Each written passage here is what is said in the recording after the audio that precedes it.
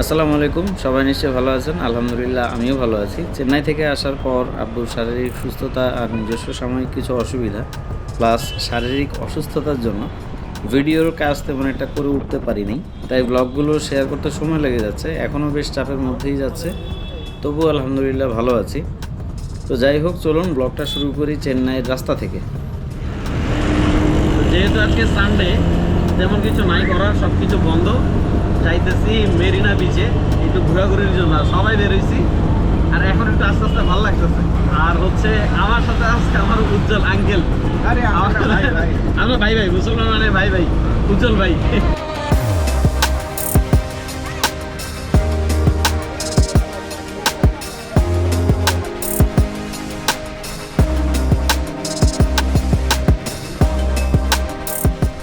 মেরিনা বিচে আমাদের আসলে অতটা ভালো লাগে নাই, কারণ আমাদের নাকে অনেক অদ্ভুত এক ধরনের স্মেল আসতেছিল আমাদের প্রত্যেকেরই।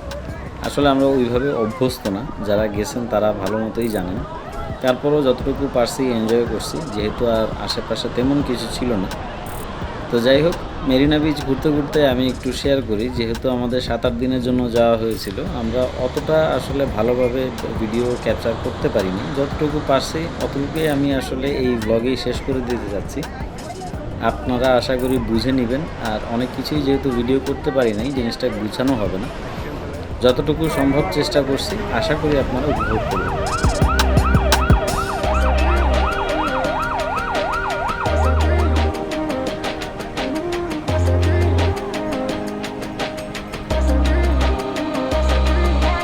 তো যাই হোক, আমরা মেরিনা বিচ থেকে ঘোরাঘুরি শেষ করে সন্ধ্যার দিকে বাসায় চলে আসি। আর ওই রাতে তেমন কিছু করার ছিল না, টায়ার্ড থাকাতে আমরা রেস্ট নিই। আর পরদিন আমাদের মূল যে কাজ, আমার আব্বু এবং আঙ্কেলের জন্য ট্রিটমেন্টের ব্যবস্থা, সেটার জন্য আমরা সকাল সকাল প্রায় 7টার দিকে চলে যাই অ্যাপোলো হসপিটালে।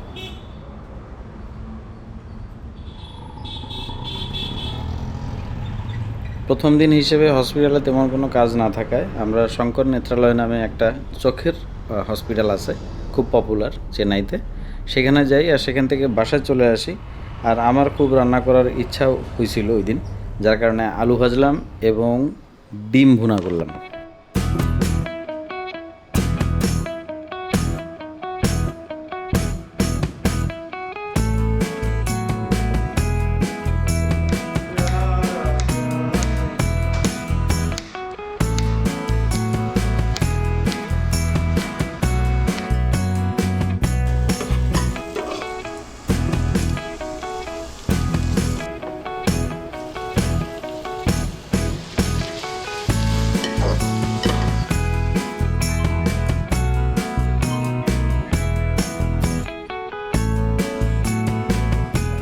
আর সবার কাছে খাবারটা বেশ মজাদারই লাগছে। এখন জানি না এটা কমপ্লিমেন্ট নাকি মন রক্ষা, কিন্তু আমার কাছেও বেশ ভালোই লাগছিল।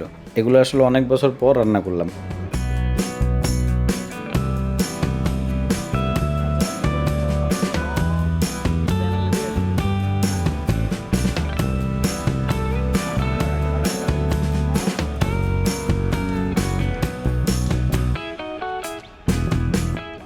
আর আরেকদিন আমি চেষ্টা করি পাকোড়া করার জন্য। পাকোড়াটা ভেজিটেবল পাকোড়া ছিল, এটাও কিন্তু অসাধারণ হয়েছে, আমার কাছেই খুব ভালো লাগছে। আর এর পর তৈরি করি চা, যেটা আমাদের না হইলেই না।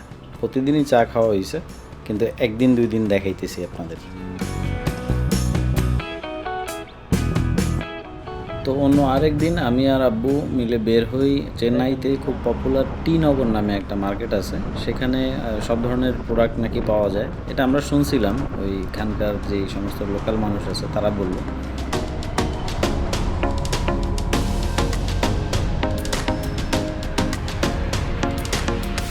তবে চেন্নাইতে কাটানো সময়গুলো আমার সবসময় মনে থাকবে, বিশেষ করে আব্বুর সাথে যতটুকু সময় ছিলাম প্রত্যেকটা স্মৃতি সবসময় মনে পড়বে।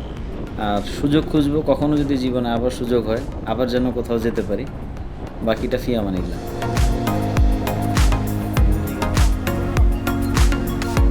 তো একজন বাইকার হিসেবে আমার কি ইচ্ছা থাকতে পারে, যেহেতু দেশের বাইরেই আসছি।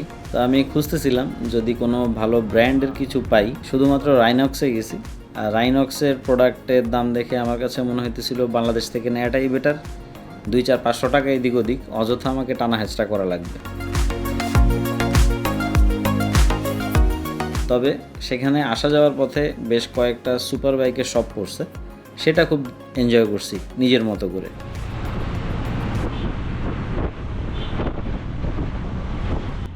তো এরপর একদিন উজ্জ্বল ভাই সহ আমি বের হই। তার কারণ হচ্ছে উজ্জ্বল ভাইয়ের ছেলে তার কাছে খুব আবদার করে একটা জার্সির জন্য, কিন্তু আমরা কোনোভাবেই সফল হই নাই, কিন্তু খুব দুর্বল হয়ে গেছি শুধুমাত্র খুঁজতে খুঁজতে। তো দুর্বলতা কাটানোর জন্য আমরা চলে আসি এক্সপ্রেস অ্যাভিনিউতে টুকিটাকি কিছু খাওয়া দাওয়া করার জন্য। যদিও ট্রিটটা সেদিন আমার তরফ থেকে ছিল, কিন্তু উজ্জ্বল ভাই কিছুই খাইতে চায় নাই। তারপরও আমরা সেখানে ছোলা বাটারা দেখছি, সেটা খাওয়ার জন্যই সে আগ্রহ প্রকাশ করছে, তাই নিয়ে নিছি, ভালো ছিল।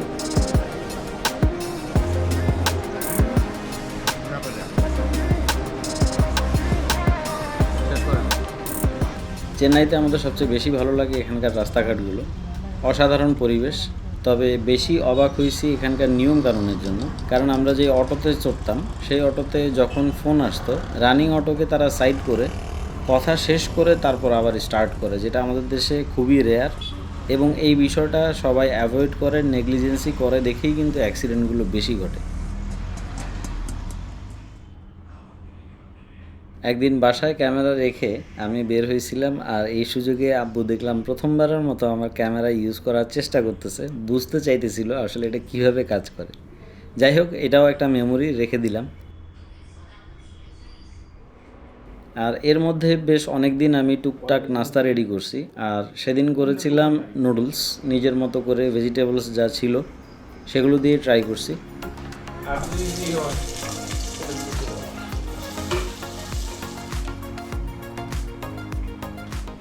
লাস্ট নাইট, হ্যাঁ আম্মা, এখন কি হচ্ছে? রেডি সেডি। ও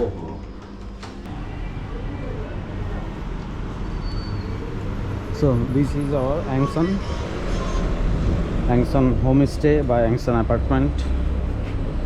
আমাদের দেখা যেই কয়টা জায়গা ছিল, অনেকগুলো রুম দেখছি, অনেকগুলো অ্যাপার্টমেন্ট দেখছি, বাট এইটা অনেকটা কক্সবাজার স্টাইলের মতো, মানে বেশ ভালো কোয়ালিটি লাগছে আমাদের কাছে। রুমগুলো খুব সুন্দর। আর সবচেয়ে বেশি সমস্যা হয় এখানে আসলে আমরা যারা মুসলমান তাদের নাকে একটা স্মেল আসেই, স্বাভাবিক, যেহেতু এরিয়াটা আসলে অনেকেই ইউজ করে। আমি অন্যভাবে মিন করতেছি না, কিন্তু এই দিকে এই সমস্যাটা একটু কম, বিশেষ করে এই অ্যাপার্টমেন্টে। আর এখন আজকে আমাদের শেষ রাত চেন্নাইতে, ভাবলাম একটু বের হই, রাতের সময়টা একটু উপভোগ করি। চেন্নাই সবচেয়ে বড় যে জিনিসটা মিস করবো, সবচেয়ে বেশি যেটা মিস করবো, সেটা হচ্ছে এই যে রাস্তাঘাট, এইরকম ফ্রি রাস্তা 24 ঘন্টা 24 আওয়ার্স, তাই না? 24 আওয়ার্স এই ধরনের যে রাস্তা, কোনো যে ট্রাফিক নাই, কোনো কিচ্ছু নাই। মানে আমরা যে এই কটা জায়গায় গেছি, আমার মনে হয় না এত নিট অ্যান্ড ক্লিন, মানে নিট অ্যান্ড ক্লিন বলবো না, 100% নিট অ্যান্ড ক্লিন কখনোই সম্ভব না। কারণ এইখানে 70% বলা যায় যে বাংলাদেশি, তাই না? কারণ সব হইতেছে এই সমস্ত এই হেলথ রিলেটেড যে বিষয়গুলো আছে, মেডিকেল এই বিষয়গুলো নিয়েই কিন্তু আসে, যার কারণে বেশিরভাগ বাংলাদেশি কলকাতার লোকজন আসে। আর আমরা যেখানে আসি ওইখানে নষ্ট না হলে কি হয়, একটু তো নষ্ট করতেই হবে।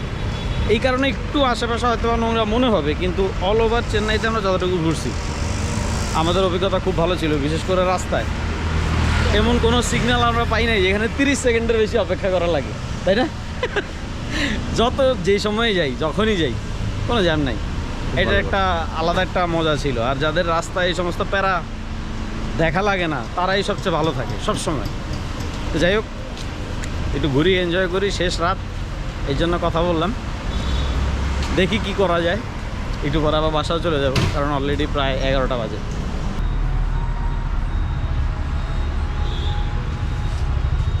আচ্ছা, না বাঙালি ভাই না হোক, কথা বলে খুব ভালো লাগছে। সিরিয়াসলি বাঙালি? ঠিক আছে, উনি হচ্ছে আমার দূর সম্পর্কের আন্না। আমাকে 10 টাকা করে দিবি, 40 টাকা একটা পাতার দাম, 10 টাকা করে দাম। কি বললো? 40 টাকা করে দাম, আমাকে যেটা বলছো সেটা চাই। তুমি ভাইয়া কি করছো? আমি ভিডিও করছি। ইয়ারলি একবার নিতে হবে। এগুলো কি হবে? এটা কি কাজে? এই আপনার ইনফ্লুয়েঞ্জা ভাইরাস আছে তো এর ওজন বেশি না। হ্যাঁ ইনফ্লুয়েঞ্জা ভাইরাস আছে মুরগি থেকে আসছে। মুরগি থেকে আসছে। এনাদের মুরগি পছন্দ করেন না। তো যাই হোক, এই করতে করতে আমাদের চেন্নাইয়ের ভ্রমণ শেষ। আমরা পরদিন সকালবেলা বের হয়ে যাই এয়ারপোর্টের উদ্দেশ্যে। আর আব্বু শারীরিক সুস্থতার কথা যদি বলি, খুব একটা ভালো অবস্থা ছিল না, যেহেতু কিডনি রিলেটেড সমস্যা। আমাদের ডায়ালিসিসে চলে যাওয়া লাগতো।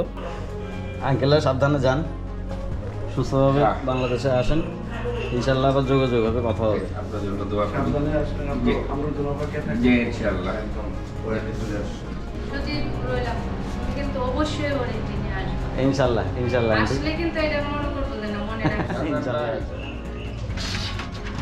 বাকি যে তিনজন ছিল, উজ্জ্বল ভাই, হাবিব আঙ্কেল এবং শিউলি আন্টি, তারা এখান থেকে কলকাতা যাওয়ার একটা ডিসিশন নেয়। বলা যায় ডাবল চেক আপের উদ্দেশ্যেই কলকাতায় সেই দিনই চলে যায়। আমরা যেদিন দেখি গাল লাগবে না, আমি বাহামে আসবো, দেখা হবে রাজা সাহেব। দেখা হবে ইনশাল্লাহ, দেখা হবে। আমাদের একটা স্মৃতি। হ্যাঁ এই হচ্ছে কথা। দোয়ার এখানে আসিয়ান না পাড়াঘোড়ার উপরে। আপনি কিন্তু গ্লাসটা কিনে নিয়েন ইনশাল্লাহ। এভরিডে নক দিয়েন। খোদা হাফেজ। লেটস গো না।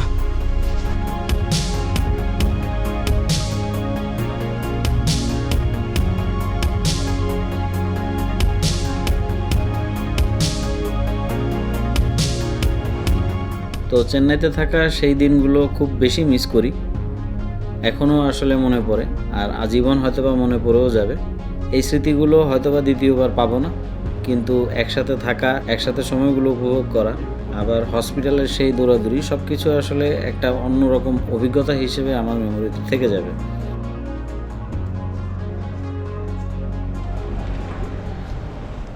খুব ঘামায় গেছি, প্রচণ্ড ঘামাইছি। ঘামানোর একটা কারণ হইতেছে, একটা বোকামি করছি। বোকামিটা হইতেছে এক্সপ্লোসিভ প্রোডাক্ট, যেটাকে আমরা বডি স্প্রে বলি বা পারফিউম বলি।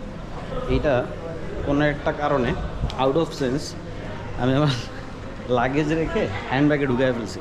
ব্যাগে ঠিকই স্ক্যানারের মধ্যে দেখাইছে এক্সপ্লোসিভ জিনিস আছে, এটার কোনোভাবেই তারা দিবে না। হ্যাঁ, অনেক কষ্ট করে বিগত 2 ঘন্টা কী পরিমাণ কষ্ট করছে, তো শার্ট দেখি বুঝতেছেন, বুঝাইতেছি না জানি, পুরোটা ঘামে একদম ভেজা। অনেক কষ্ট করে শেষমেশ 8 জন নিয়ে গেছি এবং সাকসেসফুলি এই এক্সপ্লোসিভ প্রোডাক্ট ব্যাগে নিতে পারছি। যাই হোক, মানে সবাই দেখতেছিল যে দৌড়াদৌড়ি করতেছি, এবং প্রত্যেকটা অনেক জিজ্ঞেস করতেছে আসলে হয়েছে কি। ফাইনালি নিতে পারছি এবং একটাও রাখি নাই, সবগুলোই নিয়েছি। ভাল লাগতেছে, কষ্টটা সার্থক মনে হয়েছে। যাই হোক, এয়ারপোর্টে অপেক্ষা করতেছি। আমাদের ফ্লাইট টাইম ছিল 2টা, বাট এটা 45 মিনিট লেট আছে।